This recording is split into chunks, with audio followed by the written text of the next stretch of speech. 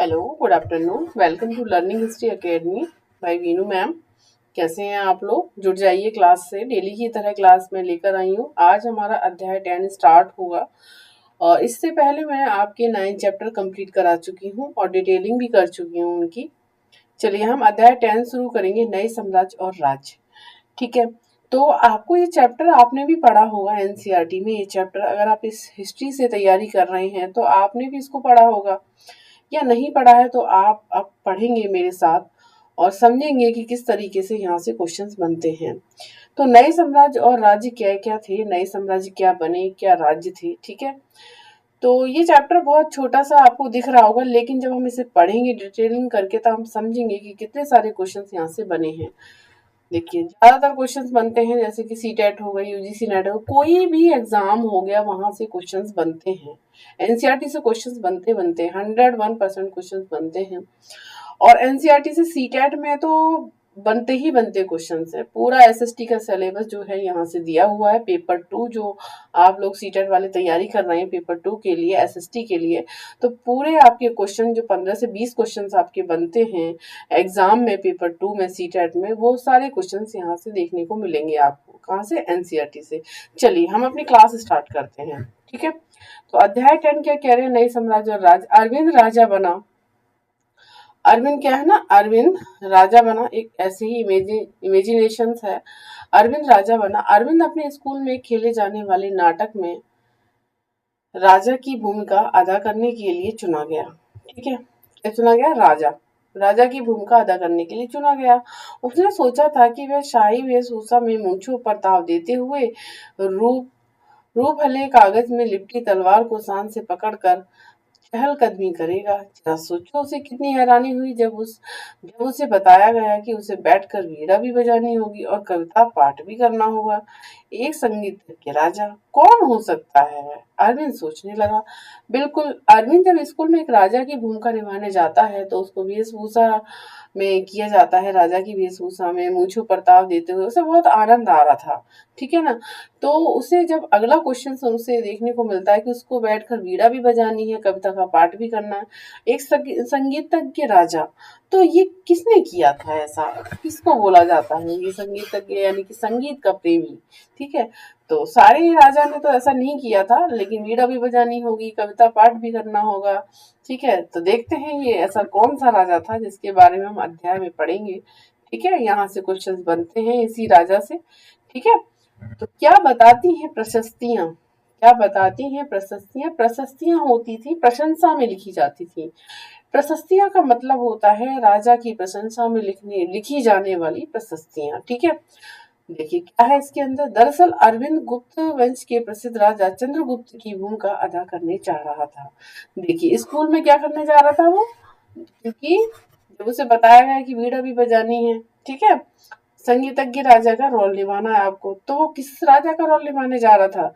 समुद्रगुप्त का। समुद्रगुप्त राजा, समुद्रगुप्त की भूमिका अदा करने जा रहा था। ध्यान रखिएगा, हम बात करेंगे समुद्रगुप्त की। राइट, ध्यान रखिएगा। इस अब कैसे क्वेश्चन बनेंगे मैं बताऊंगी आपको कैसे बनेंगे यहाँ क्वेश्चंस। देखिए मैंने अभी सीटेट का एग्जाम दिया था, मेरा भी क्वालिफाई हुआ है, टेंशन ना लो। मुझे पूरी तरीके से पता है कि किस तरीके से क्वेश्चंस बनते हैं एनसीईआरटी से हिस्ट्री में। ठीक है, हिस्ट्री क्वीन हूं मैं एक तरीके से। ठीक है, कहीं से भी कुछ भी क्वेश्चंस पूछ लो आप लोग। चलिए, समुद्रगुप्त के बारे में हमें इलाहाबाद में अशोक स्तंभ पर खुद एक लंबे अभिलेख से पता चलता है। ठीक है, हम समुद्रगुप्त राजा की बात कर रहे हैं और समुद्रगुप्त राजा के बारे में हमें कहाँ से पता चलता है? तो समुद्रगुप्त के बारे में हमें इलाहाबाद में, कहाँ? इलाहाबाद में अशोक स्तंभ पर एक खुदे लंबे अभिलेख से पता चलता है। किसका स्तंभ था वो? अशोक। अशोक के बारे में मैं आगे बताऊंगी आपको। तो जो अशोक का स्तंभ है, अशोक भी एक राजा है, उनके बारे में हम नेक्स्ट अध्याय में पढ़ेंगे। ठीक है, तो अशोक के स्तंभ पर खुद एक अभिलेख से पता चलता है। किसके बारे में? समुद्रगुप्त के बारे में पता चलता है। किसके स्तंभ पर? अशोक के स्तंभ पर। और कहाँ पर है ये अशोक स्तंभ? इलाहाबाद। देखिए क्वेश्चन कैसे बनता है। समुद्रगुप्त के बारे में हमें कहाँ से पता चलता है? अशोक स्तंभ पर। अशोक स्तंभ कहाँ पर पाया गया? इलाहाबाद में पाया गया है। राइट, चलिए, इनकी इसकी रचना समुद्रगुप्त के दरबार में कवि व मंत्री रहे हरिसेन द्वारा एक काव्य के रूप में की गई थी। अब बात आती है, काव्य का मतलब होता है कविता के रूप में की गई थी। मतलब जो इनके दरबार में, अब समुद्रगुप्त के दरबार में एक कवि थे मंत्री, उनका नाम था हरिसेन। क्वेश्चंस बनता है कि हरिसेन किसके दरबार में रहे थे? हरिसेन समुद्रगुप्त के दरबार में थे। कौन थे? मंत्री थे। और हरिसेन ने ही काव्य के रूप में चंद्रगुप्त की प्रशंसा की थी। ठीक है, तो उस प्रशंसा के बारे में हमें अशोक स्तंभ से पता चलता है। ठीक है, राइट। क्वेश्चन आया, कहाँ कहाँ से क्वेश्चन बना, देखिए समुद्रगुप्त एक राजा, उसके बारे में हमें पता चलता है इलाहाबाद में एक अशोक स्तंभ है वहां से, और उसकी प्रशस्ति जो मिलती है, उसके बारे में जो प्रशंसा की गई है, उसके कवि हरिसेन के द्वारा कविता के रूप में उसकी प्रशंसा की गई है। जो कुछ भी लिखा गया अशोक स्तंभ पर उन्होंने लिखवाया था, उनकी प्रशंसा में, किसकी? समुद्रगुप्त की प्रशंसा में लिखवाया था हरिसेन द्वारा। ठीक है, चलिए आगे देखते हैं इसमें क्या है।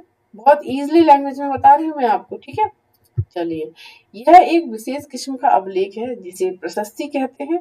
यह एक संस्कृत शब्द है, यह संस्कृत शब्द है जिसका अर्थ प्रशंसा होता है। देखो मैंने अभी बताया ना पीछे क्या होता है, देखिए मैंने सब पढ़ा हुआ है, मैं पहले से ही आपको बता के चल रही हूँ। ठीक है, तो देखिए यहाँ पे देखो मिल रहा है ना, प्रशस्ति में तो होता है प्रशंसा, और प्रशंसा प्रशस्ति शब्द ये संस्कृत शब्द से लिया गया है, संस्कृत शब्द से लिया गया जिसका अर्थ है प्रशंसा।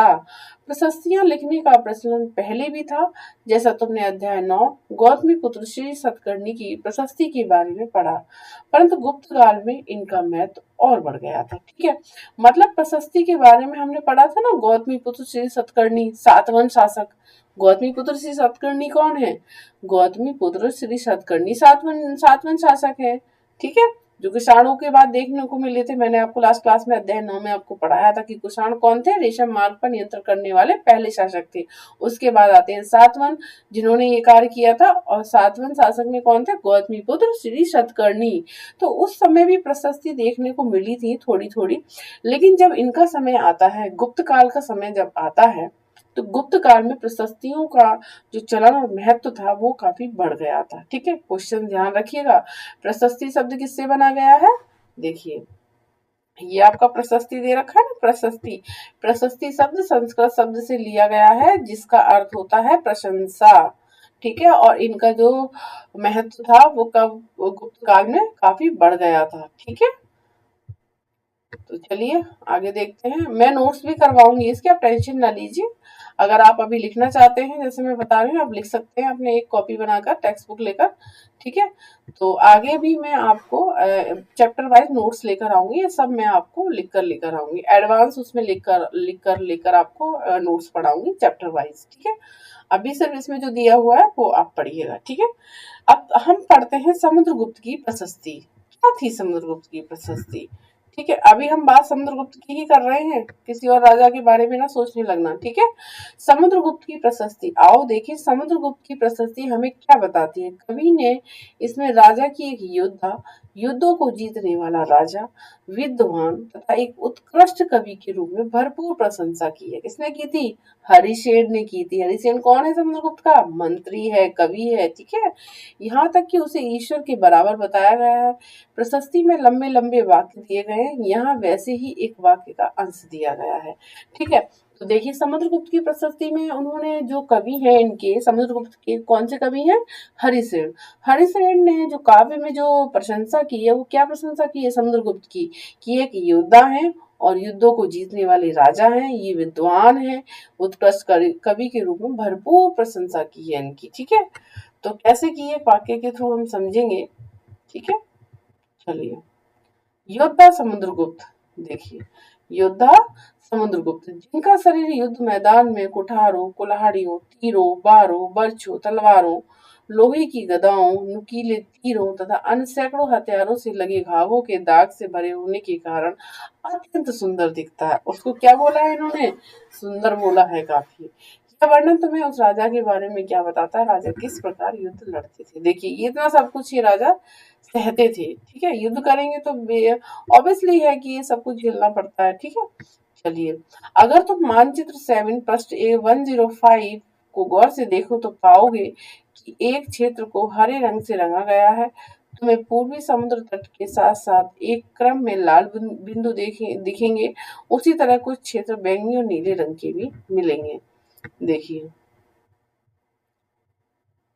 देखो यहाँ पर ये देखा पूरा मैप दे रखा है। चलिए, इसके बारे में हम थोड़ी सी चर्चा करेंगे। ठीक है, और ये देखिए कुछ शासक का ये वीणा बजाने वाला राजा कौन? समुद्रगुप्त। वीणा बजाने वाला राजा समुद्रगुप्त के कुछ अन्य गुणों को सिक्कों पर दिखाया गया है, जैसे इन सिक्के में उन्हें वीणा बजाते हुए दिखा गया है। क्वेश्चंस बनता है जैसे कि अभी एक बच्चे को जब समुद्रगुप्त की भूमिका निभाने के लिए स्कूल में बोला गया तो वीणा बजाने वाला राजा कौन है? ऐसे बिल्कुल इतिहास को बिल्कुल स्टोरी की तरह पढ़िएगा तो बिल्कुल अच्छे से समझ में आएगा। देखिए, इनके कुछ गुणों को इनके सिक्के पर दर्शाया गया है। देखिए, समुद्रगुप्त के सिक्के, ये दिख रहे हैं ना समुद्रगुप्त के सिक्के, इन पर इनको दर्शाया गया है। इनके कुछ जो गुण थे वो दर्शाए गए हैं, इनके बारे में बताया गया है कुछ। ठीक है, वीणा बजाने वाला शासक कौन था? समुद्रगुप्त। क्वेश्चन बनता है ऐसे। ठीक है, अब देखिए आगे पढ़ते हैं। यह मानचित्र इस प्रशस्ति में प्राप्त जानकारियों के आधार पर बनाया गया। हरिश्चंद्र चार विभिन्न प्रकार के राजाओं और उनकी प्रथा समुद्रगुप्त की नीतियों का वर्णन करते हैं। हरिश्चंद्र क्या करते हैं? हरिश्चंद्र चार विभिन्न प्रकार के राजा और उनके प्रति समुद्रगुप्त की नीतियों का वर्णन करते हैं। ठीक है, चार प्रकार के राजाओं का जिक्र करते हैं और उनके प्रति समुद्रगुप्त की नीतियों का वर्णन कैसे करते हैं? मानचित्र में हरे रंग का क्षेत्र आर्यव्रत, आर्यव्रत है ना, ये आर्यव्रत के उन 9 शासकों का है जिन्हें समुद्रगुप्त ने हराकर उनके राज्य को अपने साम्राज्य में मिला लिया था। ठीक है, तो हरे रंग का मैप में हरे रंग का जो क्षेत्र है आर्यव्रत के उन 9 शासकों का है जिन्हें समुद्रगुप्त ने हराकर उनके राज्य को अपने साम्राज्य में मिला लिया था। तो आर्यव्रत का देखते हैं। आर्यव्रत का ग्रीन कलर का जो हिस्सा है वो देखते हैं आर्यव्रत कहाँ पर है। चलिए, 9 शासक थे आर्यव्रत के। देखिए,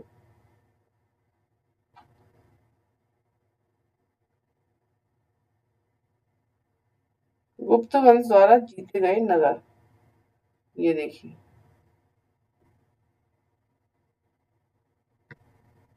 ग्रीन कलर में है। कन्नौज है, प्रयाग है, पाटलिपुत्र है। ठीक है, ये सब है, आप देख लीजिए। यहाँ पे ऐसे टिक नहीं रहा है। आर्यव्रत को कैसे दर्शाया गया? देखो, ये दे रखा है ना आर्यव्रत के 9 शासक। ये देखो इस कलर से दर्शाया गया है। ऐसे मैप को आप रीड किया करें। देखो, तो यहाँ पर कौन कौन से हैं ये देखिए, यह है ना कलर, ये दिख रहा है ना कलर आपको। कन्नौज के राजाओं को, प्रयागराज के राजाओं को, पाटलिपुत्र और नालंदा के राजाओं को। ठीक है, यहाँ के 9 शासकों को पराजित करके इन्होंने क्या किया था? यहाँ के 9 शासकों को पराजित करके अपने साम्राज्य में मिला लिया था। किसने? समुद्रगुप्त ने। ठीक है, इसके बाद दक्षिणापथ के 12 शासक हुए। दक्षिणापथ के 12 शासक आते हैं। इनमें से कुछ की राजधानियों को दिखाने के लिए मानचित्र पर लाल बिंदु दिए गए हैं। क्या दिया गया? लाल बिंदु दिया गया है। एक मिनट, इसको क्लीन करते हैं। दक्षिणापथ के 12 शासक, आर्यवर्त के 9 शासक, ऐसे याद रखिएगा। ठीक है, क्वेश्चन बनते हैं यहाँ से। आर्यवर्त के कितने शासक थे? 9 शासक, जिनको हराया था समुद्रगुप्त मौर्य ने। ठीक है, सॉरी, मौर्य नहीं होगा, समुद्रगुप्त ने हराया था। और दक्षिणापथ के 12 शासक थे। इनमें से कुछ की राजधानी को दिखाने के लिए मानचित्र पर लाल बिंदु दिए गए हैं। इन सब ने हार जाने पर समुद्रगुप्त के सामने समर्पण किया। समुद्रगुप्त ने इन्हें फिर से शासन करने की अनुमति दी। क्वेश्चंस पूछा जाता है कि ऐसे कौन से शासक थे जिन्होंने समुद्रगुप्त के सामने समर्पण किया था? तो आंसर क्या होगा? दक्षिणापथ के 12 शासक थे जिन्होंने समुद्रगुप्त के सामने समर्पण किया था। और इसी से सेकंड क्वेश्चन बनता है, समुद्रगुप्त ने उन्हें फिर शासन करने की अनुमति दी थी। ठीक है, फिर से अपने राज्य पर शासन करने की अनुमति दी थी, यानी कि अपने राज्य में उनके शासकों के राज्य को नहीं मिलाया था। तो दक्षिणापथ के 12 शासक हम देखेंगे, लाल बिंदु दिए गए हैं। ठीक है, तो दक्षिणापथ के शासक यहाँ आते हैं, हम देखते हैं।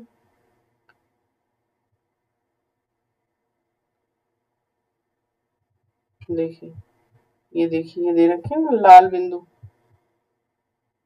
ये ये लाल बिंदु दिए गए हैं। यहाँ से इन्होंने जीता था। ठीक है, 12 शासक जो हुए थे,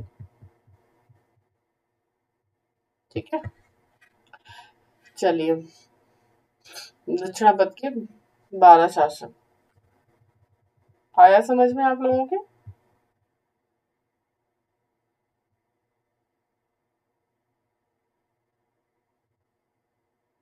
ये यहाँ पर इनकी राजधानियां हैं, ठीक है।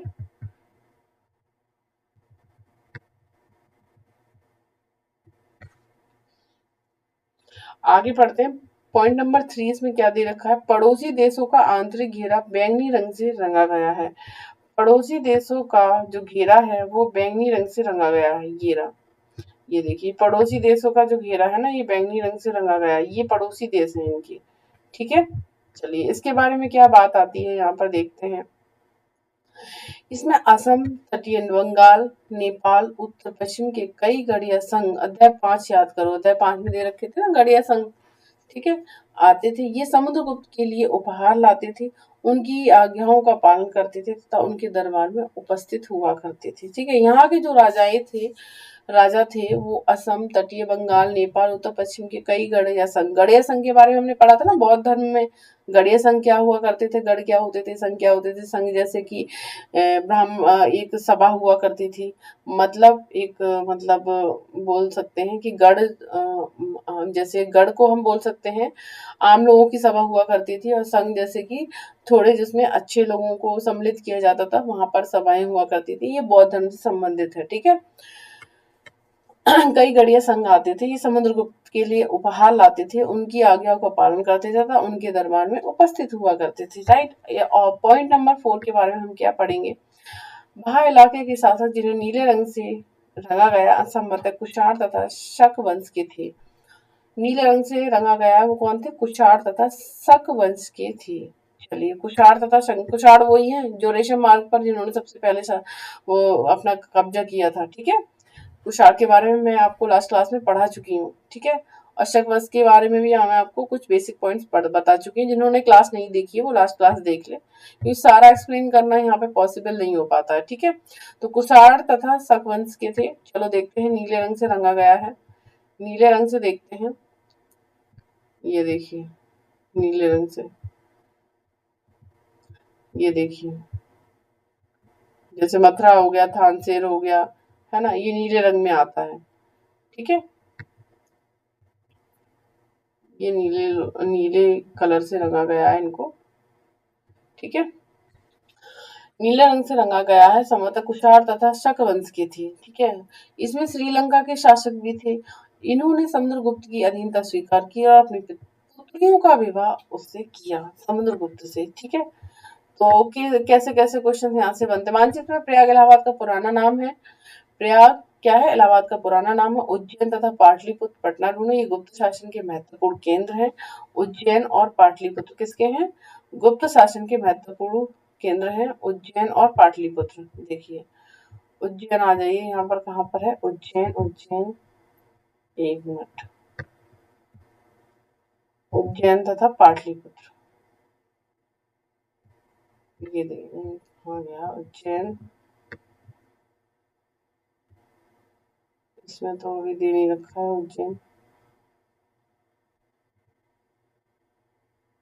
ये देखिए है, ये पाटलिपुत्र, ये देखो दे रखा है ना पाटलिपुत्र, ये भी, ये भी गुप्त शासक से संबंधित है पाटलिपुत्र, ठीक है। और ये रहा आपका उज्जैन। पाटलिपुत्र उज्जैन दो की बात की गई है, ये रहा उज्जैन और ये रहा पाटलिपुत्र, ठीक है।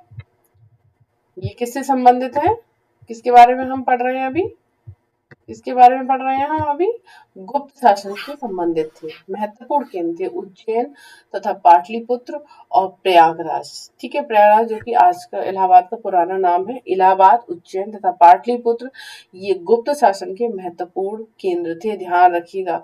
आर्यभट्ट तथा दक्षिण पथ के राज्यों के साथ समुद्रगुप्त के व्यवहार में क्या अंतर है, क्या इस अंतर के पीछे तुम्हें कोई कारण दिखाई देता है। आर्यभट्ट या दक्षिण पथ के राज्यों के साथ अलग अलग थे, अलग अलग संबंध थे इनके साथ, ठीक है।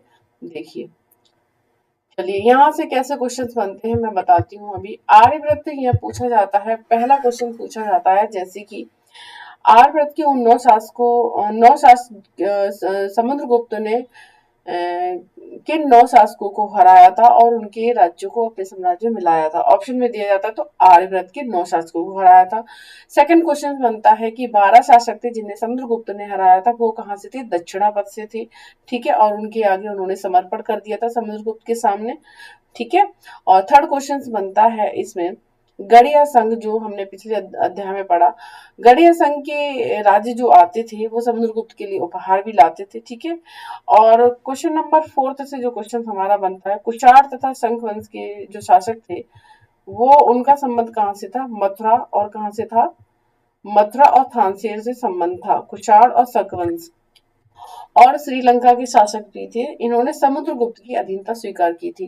क्वेश्चन बनता है फोर्थ नंबर में कि समुद्रगुप्त की अधीनता स्वीकार की थी और अपनी पुत्रियों का विवाह किया था, उसमें कौन कौन से आते हैं? जैसे कि श्रीलंका के शासक भी थे इसमें। ठीक है, और कुषाण तथा शक वंश के थे। ठीक है,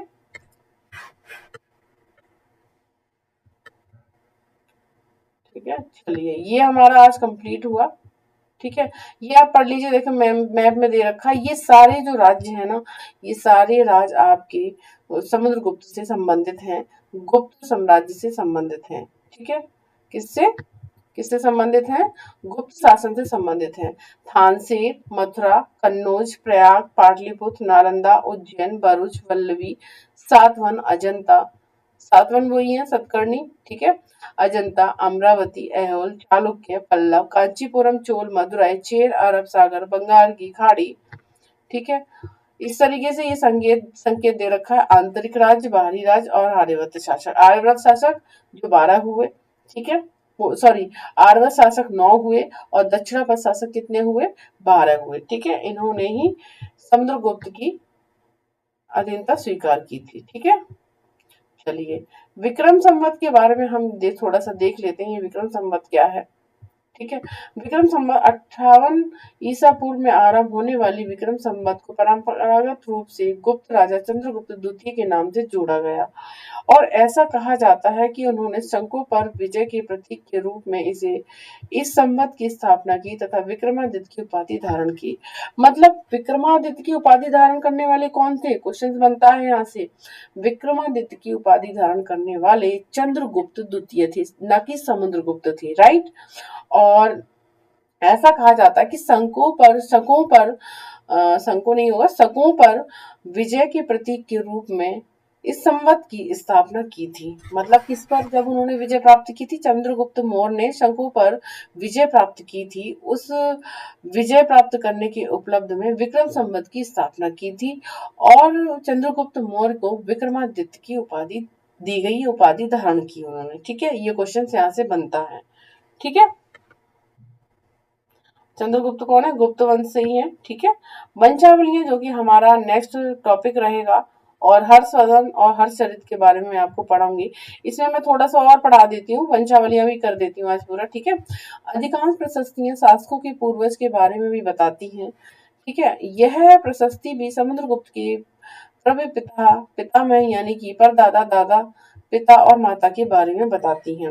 मतलब ये जो प्रशस्तियां हैं ना, समुद्रगुप्त के दादा, परदादा और पिता और सबके बारे में यानी कि पूर्वजों के बारे में भी बताती हैं। ठीक है, उनकी माँ कुमार देवी लिच्छवीगढ़ की थी और पिता चंद्रगुप्त गुप्त वंश के पहले शासक थे, जिन्होंने महाराजा धीराज जैसी बड़ी उपाधि धारण की। ठीक है, ठीक है, समुद्रगुप्त ने भी यह उपाधि धारण की। उनके दादा और परदादा महाराजा के रूप में भी में ही उल्लेख है। इससे ये आभास मिलता है कि धीरे धीरे इस वंश का महत्व बढ़ता गया। देखो यहाँ से और थोड़ा पढ़ लेते हैं। इन उपाधियों को महत्व के हिसाब से राज सजाओ, राजा, महाराजा और धीराज। ठीक है, समुद्रगुप्त के बारे में हमें उनके बाद के शासकों जैसे उनके बेटे चंद्रगुप्त द्वितीय की वंशावली पूर्वज की सूची से भी जानकारी मिलती है। किसके बारे में? समुद्रगुप्त के बारे में। और चंद्रगुप्त द्वितीय कौन था? समुद्रगुप्त का बेटा। और चंद्रगुप्त कौन थे? चंद्रगुप्त समुद्रगुप्त के फादर थे। ठीक है, पिता थे। ठीक है, उनके बारे में अभिलेखों तथा सिक्कों से पता चलता है। उन्होंने पश्चिम भारत में सैन्य अभियान में अंतिम शक शासक को परास्त किया था। चंद्रगुप्त द्वितीय के बारे में हमें कहाँ से मिलता है? वंशावली पूर्वज की सूची से जानकारी मिलती है और उन्हें शकों पर विजय प्राप्त की थी। बाद में ऐसा विश्वास किया जाने लगा कि उनका दरबार विद्वानों से भरा था। इसमें से कुछ के बारे में जानकारी अध्याय 11 में मिलेगी। यहाँ पर कहा गया है कि चंद्रगुप्त द्वितीय के दरबार में कौन कौन से विद्वान थे, इसके बारे में, इन विद्वानों के बारे में अध्याय 11 में हम पढ़ेंगे। ठीक है, अभी हमारा अध्याय 10 चल रहा है।